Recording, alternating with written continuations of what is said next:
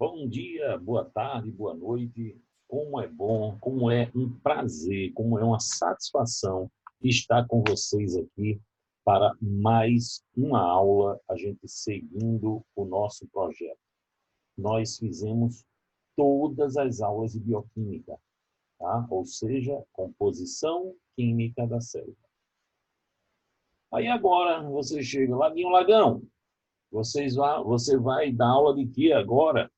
Aí a gente vai na sequência, a gente vai para uma nova sequência de aulas e agora a gente vai começar a penetrar na célula, tá bom? Então, a gente vai começar a nossa aula sobre membrana plasmática. Na realidade, a gente vai falar sobre envoltórios celulares. Esses envoltórios celulares é a membrana plasmática e a parede celular. Tanto a parede celular vegetal, quanto a parede celular bacteriana, quanto a parede celular fúngica. Beleza? Então, antes da gente começar a nossa aula, lembrem-se, eu sou o professor Eduardo Lago e peço a você que se inscreva no nosso canal. Eu peço a você que compartilhe nossas aulas e coloca lá, clica lá, deixa lá o sininho aceso para sempre que a gente colocar as nossas aulas semanalmente, você vai receber em primeiro lugar, você vai receber a notificação. Hoje tem aula nova de Eduardo Lago, ok? Então, nós vamos agora para os nossos slides para a gente trabalhar envoltórios celulares, tá bom? Então, vamos lá, dando um. Então, começamos nossa aula sobre envoltórios celulares. Então, a membrana plasmática e parede celular. Por isso que a gente chama essa aula de envoltórios. A célula, a gente sabe, uma célula eucariótica, ela tem a membrana, o citoplasma e o núcleo. No caso, esse núcleo delimitado também por uma membrana denominada de membrana nuclear, ou carioteca. Tá? No caso das bactérias, a gente vai ter a parede celular, a membrana plasmática, o citoplasma, e o material genético não está delimitado por uma membrana. Esse material genético ele está disperso no citoplasma. Tá ok? Então, vamos para nosso primeiro slide, onde a gente fala sobre a composição química da membrana. Olha só, pessoal. A membrana plasmática, ela tem uma composição química de fósforo, de lipídio, de proteína e de carboidrato. Sendo que vocês estão observando que eu estou colocando aí um termo chamado de fosfolipídio. Por que esse termo fosfolipídio? Porque a membrana plasmática, a gente vai ver daqui a pouco, que ela tem uma estruturazinha composta por diversas moléculas, onde a gente vai encontrar essa estrutura aqui. Uma estrutura que é denominada de fosfato, ok? Fosfato, vou botar só aqui fós, tá? E uma estrutura, que é essa daqui, ó, denominada de lipídio. Então, quer dizer o seguinte, olha só, a membrana plasmática, ela tem moléculas que tem uma parte que tem afinidade com água e tem uma parte que é avessa à água. Além disso, a membrana plasmática ela tem proteínas. A membrana plasmática tem carboidratos. Então, olha só, se a gente fosse perguntar qual é a composição da membrana plasmática, eu tenho fosfato, eu tenho lipídios, proteínas e carboidratos. Tá bom? Cada um com suas funções. Então, vamos ver a estrutura da membrana plasmática. Estrutura da membrana plasmática. Beleza? Olha só. A gente tem como estrutura da membrana plasmática isso aqui, esse mosaico, que até a gente chama de mosaico fluido. Está aqui, ó, mosaico fluido. Esse mosaico fluido, ele foi proposto por dois cientistas em 1972, Singer e Nicholson. Eles dois, até agora, né, a melhor representação que se obteve de uma membrana plasmática até esse momento, tá, foi o modelo do mosaico fluido. Primeira coisa, esse modelo do mosaico fluido, ele tem algumas características. Por exemplo, olha só, aquelas bolinhas, ó aqui, bolinha com as perninhas. A bolinha é o fosfato, a perninha é o lipídio. Observe que elas ficam, ó, de um lado e de outro. As bolinhas, tanto na parte externa, quanto na parte interna de uma célula. Pode observar que aqui a gente tem uma célula onde está demonstrando o seguinte, olha só, ó, eu tirei um pedacinho dessa célula, e estou fazendo um maior aumento aqui, dando um zoom aqui, tá bom? A gente tem aqui uma característica. Eu disse no slide anterior que o fosfato, ele tinha uma parte que tinha afinidade com a água, gostava da água. Essa parte daqui gosta da água e essa daqui também gosta da água. Pessoal, não poderia ser diferente.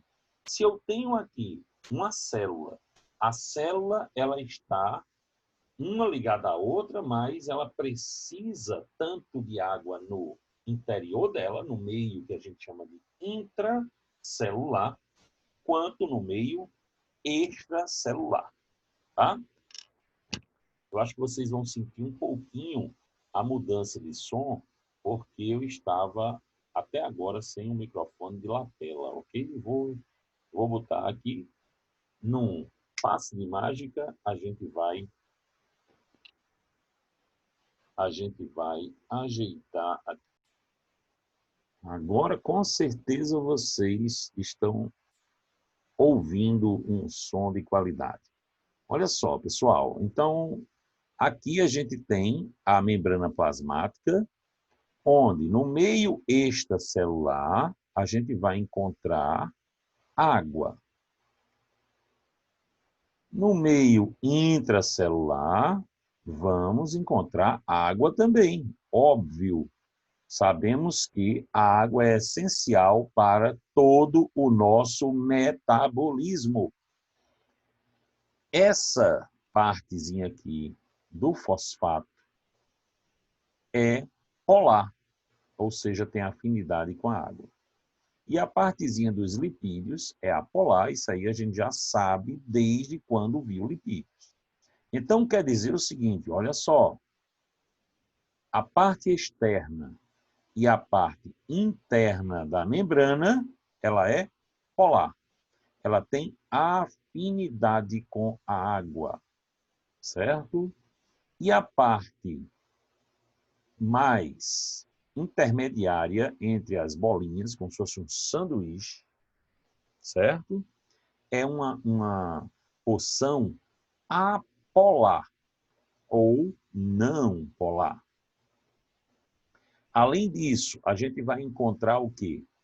A gente vai encontrar proteínas que vão de um lado a outro da membrana, que a gente chama de proteínas totais e vai encontrar proteínas que ficam só em um dos lados da membrana, ou na parte mais externa, ou na parte mais interna. Essas proteínas são chamadas, essas daqui, proteínas totais e essas proteínas periféricas. Estão acompanhando aí, né? Aqui nós encontramos moléculas de colesterol. Leia-se que o colesterol a gente vai encontrar em células animais, tá certo, pessoal? A gente vai encontrar em célula animal. Não vai encontrar na membrana celular, na membrana plasmática vegetal. A gente vai encontrar na membrana plasmática animal. Eduardo, qual é a função desses colesteróis? A função desse colesterol, pessoal, é dar estabilidade à membrana. Outro detalhe, nós vamos encontrar também carboidratos. Aqui, no slide anterior, a gente já falou que a gente poderia encontrar carboidrato. Mas não disse a função, eu disse que ia dizer a função agora. Tá? Então, já sabemos que, primeiro, fosfolipídio, ele tem a função de formar a membrana, que a gente chama de uma bicamada fosfolipídica. A gente tem o colesterol, que tem a função de dar estabilidade à membrana, para que a membrana não se desfaça. As proteínas, eu disse que tinha proteínas totais e proteínas periféricas. Por sinal, não disse a função. Essas proteínas, pessoal, elas participam na formação de canais, como esse aqui, ó, esse aqui está bem visível, o canalzinho, certo? Onde tem proteínas chamadas de hidroporinas. Olha o nome, hidroporinas. São canais que formam poros, tá certo? Formam poros. Eduardo, e o carboidrato? O carboidrato, ele pode estar ligado a uma proteína. Quando o carboidrato está ligado a uma proteína, a gente chama de glicoproteína.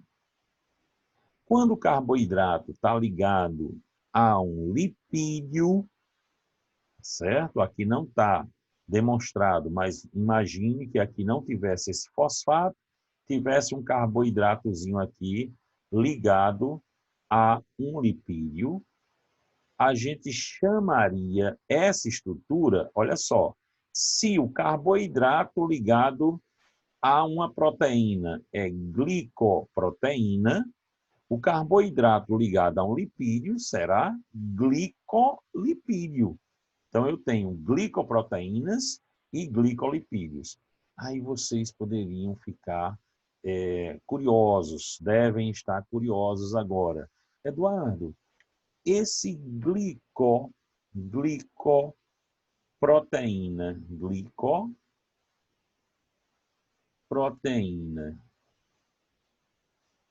e vou colocar até aqui o mais, glicolipídio,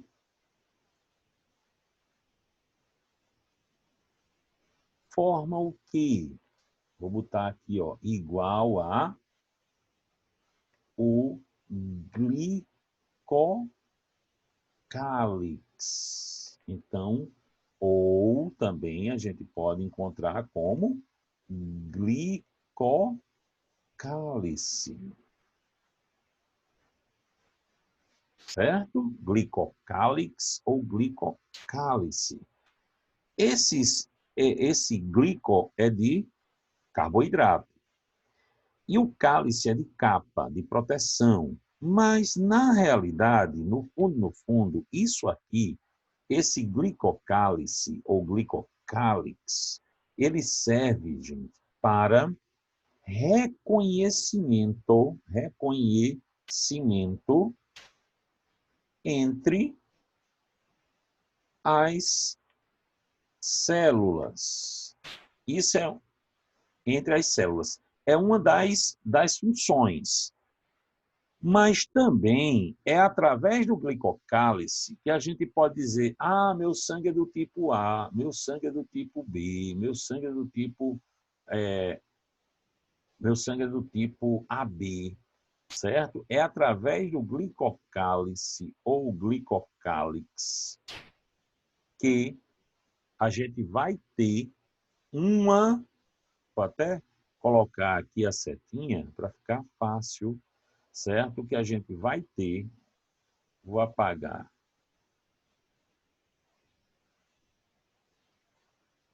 Opa, apagou também o texto. Peraí. Vamos lá. Vamos ver se o texto volta, né? Pronto, voltou o texto. Olha só, é através desse glicocálice que a gente tem, por exemplo, o sucesso ou o fracasso de um transplante, viu, pessoal? Então, veja como é importante esse glicocálice. Esse glicocálice é muito importante, tá? Por quê? Porque a gente vai ter o reconhecimento entre células vizinhas, tá? Outro detalhe, a gente agora viu a estrutura, então, ó, eu quero deixar bem clara essa estrutura, tá? Onde a gente vai ter a estrutura da membrana, ela sendo uma bicamada fosfolipídica. Essa bicamada fosfolipídica tem proteínas mergulhadas nela, daí o termo mosaico fluido, tem proteínas mergulhadas nessa bicamada. Além de fosfolipídios e proteínas, nós vamos encontrar colesterol, carboidratos. Lembrem-se, cada um com sua função. Os lipídios, os fosfolipídios, na realidade, a gente vai ter uma característica em que elas são moléculas anfipáticas. Entenda, não é antipática, é anfipática. Anfi quer dizer dois, tá? Patia é afinidade. Então, tem duas afinidades. Afinidade é aqui. A parte do fosfato com afinidade à água, porque elas são polares, certo? E a parte do lipídio com afinidade a moléculas apolares. Daí o termo não polar. Tá ok? Por isso que é chamada de anfipática. Outra, as proteínas, ela tem a função de quê? De formar canais. Até eu disse, olha, tem proteínas denominadas de hidroporinas. Por quê? Porque formam canais, tá? Proteicos. E esses canais proteicos permitem que haja a passagem de substância através da membrana por um tipo de transporte chamado de transporte por difusão facilitada, que a gente vai ver numa próxima aula. Nós temos também, nas células animais, o colesterol para dar uma estabilidade à membrana, ou seja, para que a membrana mantenha as suas estruturas coesas, unidas. Tá? E aqui a gente tem, agora, estudando a estrutura, vamos para as funções da membrana. Certo? As funções da membrana. Essas funções da membrana são proteção, manutenção da forma da célula, reconhecimento de células, ou seja, aquilo que a gente falou do glicocálix, reconhecimento entre células vizinhas, tá? Esse reconhecimento entre células vizinhas, por exemplo, é muito importante para um transplante, certo? Cada célula tem uma afinidade com outra. Por exemplo, chega uma célula que forma a pele, aí vai lá para o rim, aí o grupo de células de lá diz, ei, Você não é daqui, não. Pode ir para o seu grupo. Pode ir lá para a formação da pele, porque aqui só aceita quem forma rim. Tá? Então, cada célula tem especializações da membrana. Tá certo, pessoal? Onde a gente tem aí o reconhecimento de células. Através de quem? Do glicocálix. Por isso que a pessoa, quando vai fazer um transplante, por isso que a pessoa, quando vai receber uma transfusão sanguínea, ela precisa de fazer testes para saber se existe uma compatibilidade. Os próprios anticorpos, né, e os leucócitos que produzem anticorpos precisam de ter um reconhecimento para poder atacar uma célula. Quando ele produz anticorpo, ele vai produzir anticorpo, que são proteínas, que são específicas para atacar determinado vírus, determinada bactéria, determinado agente causador de uma doença. Pode-se dizer que a principal função da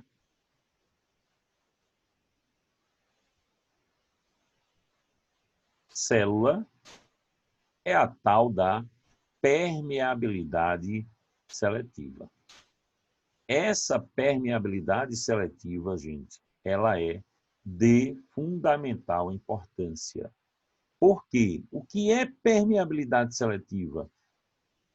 Essa membrana, ela vai dizer, ó, isso aqui entra na célula, isso aqui não pode entrar. Isso aqui sai da célula, isso aqui não pode sair. Permeabilidade significa passagem, né? Poder passar. É permeável, tá certo? É uma coisa. Vamos supor, se fosse impermeável, uma coisa que é impermeável à água, bateu a água escorre. Bate a água escorre, tá? Uma coisa que é permeável à água, bate a água é absorvida. Então, a membrana plasmática ela tem esse poder através da sua estrutura, tá certo? Através da estrutura da membrana plasmática, a gente vai ter a possibilidade de selecionar o que entra na célula e o que sai da célula. E isso é muito importante para a manutenção da